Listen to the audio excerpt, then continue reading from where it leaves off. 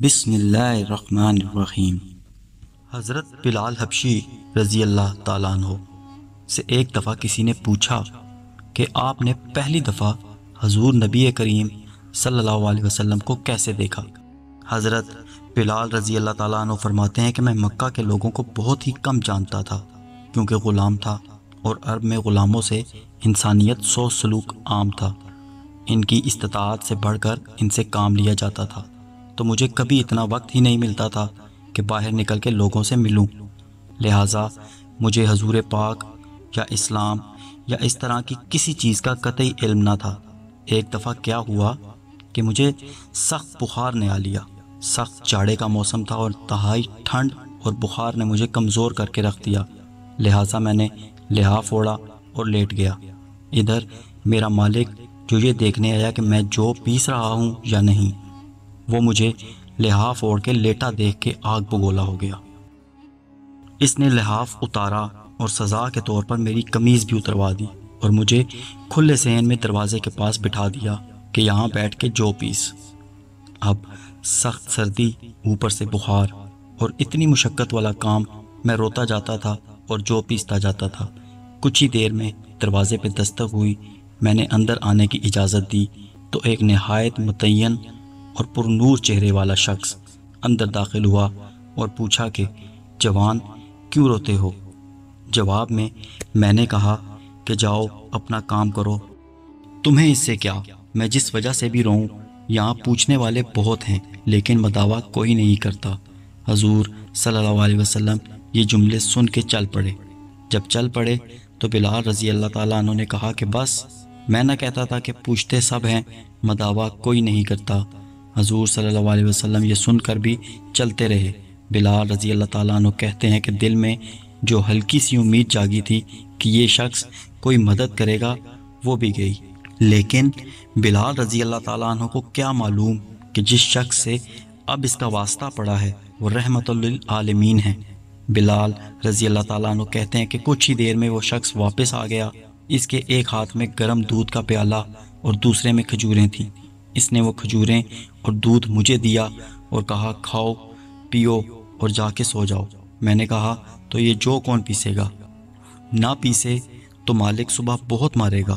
اس نے کہا تم سو جاؤ، یہ پیسے ہوئے مجھ سے لے لینا۔ بلال رضی اللہ تعالیٰ عنہ سو گئے اور حضور صلی اللہ علیہ وسلم نے ساری رات ایک اجنبی حبشی غلام کے لیے چکی پیسی۔ صبح بلال رضی اللہ تعالیٰ عنہ کو پسے ہوئے جو دیے اور چلے گئے۔ دوسری رات پھر ایسا ہی ہوا، دودھ اور دوا بلال رضی اللہ تعالیٰ عنہ کو دی اور ساری رات چکی پیسی۔ ایسا 3 دن مسلسل کرتے رہے جب تک بلال رضی اللہ تعالیٰ عنہ ٹھیک نہ ہو گئے۔ یہ تھا وہ تعارف جس کے بطن سے اس لافانی عشق نے جنم لیا کہ آج بھی بلال رضی اللہ تعالیٰ عنہ کو صحابی رسول، بعد میں عاشق رسول پہلے کہا جاتا ہے۔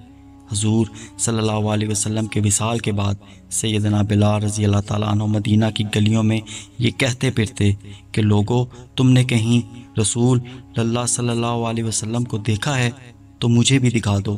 پھر کہنے لگے کہ اب مدینے میں میرا رہنا دشوار ہے اور شام کے شہر حلب میں چلے گئے۔ تقریباً 6 ماہ بعد آپ صلی اللہ علیہ وسلم کی خواب میں زیارت نصیب ہوئی تو آپ صلی اللہ علیہ وسلم فرما رہے تھے، اے بلال، یہ کیا بے وفائی ہے؟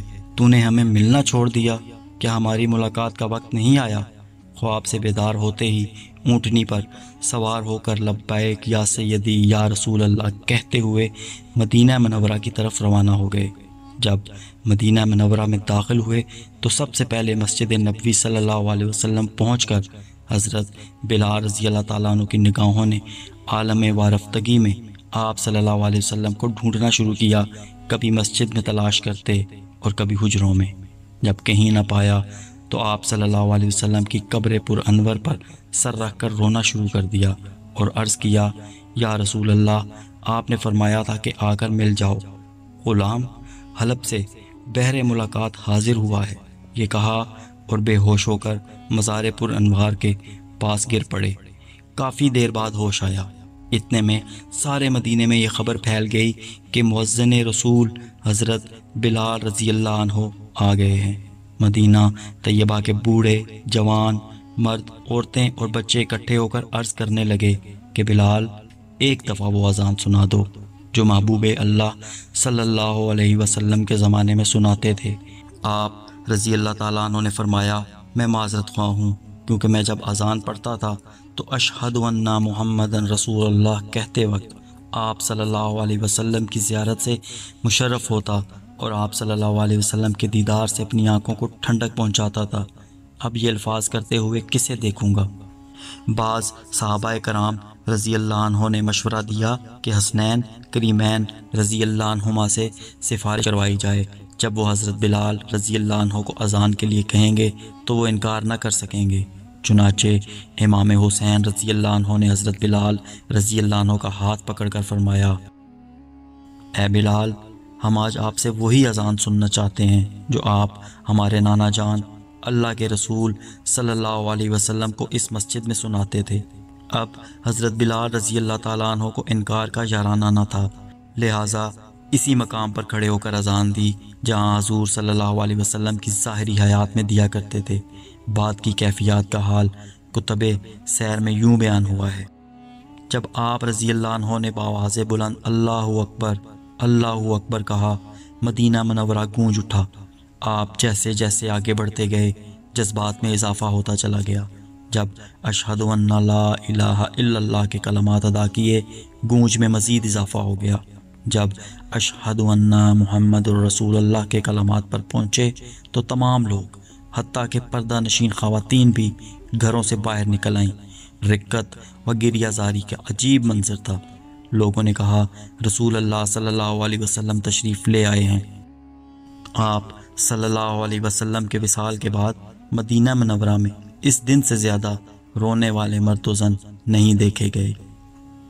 علامہ اقبال رحمۃ اللہ علیہ اذان بلال رضی اللہ عنہ کو ترانہ عشق قرار دیتے ہوئے فرماتے ہیں، اذاں ازل سے تیرے عشق کا ترانہ بنی، نماز اس کے نظارے کا ایک بہانہ بنی، ادائے دید سراپا نیاز تھی تیری، کسی کو دیکھتے رہنا نماز تھی تیری۔